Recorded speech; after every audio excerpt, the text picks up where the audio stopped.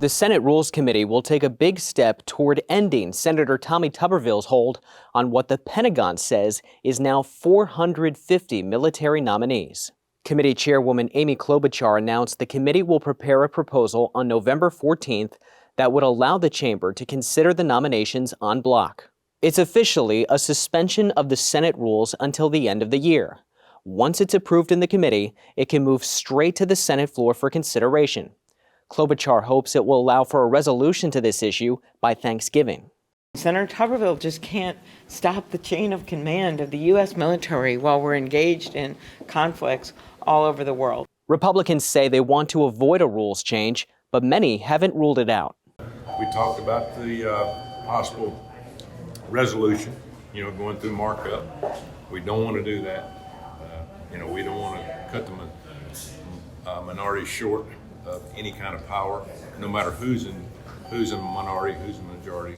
Well, I'm hoping it doesn't get to that. I think changing the rules creates precedents that create other issues down the road. Senate Republicans met for 2 hours on Tuesday to discuss alternatives with Tuberville, who says he's willing to negotiate.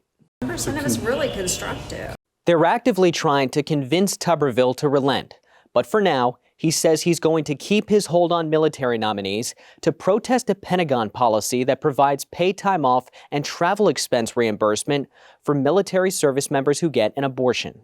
There's really not a side to this because we're all for the military and the Republicans are all for the unborn. And so that's what I'm trying to do is balance that and trying to get people promoted at the same time.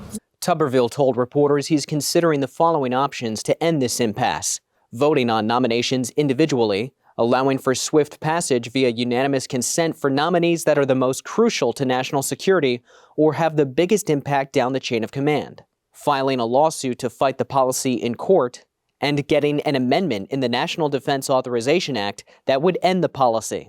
Now we're running 9 months. This has never been, we're in virgin territory here. We've never done this before. While Klobuchar says she hopes a rules change will help overcome the military holds by Thanksgiving, Tuberville did not have a timeline for any of his proposals.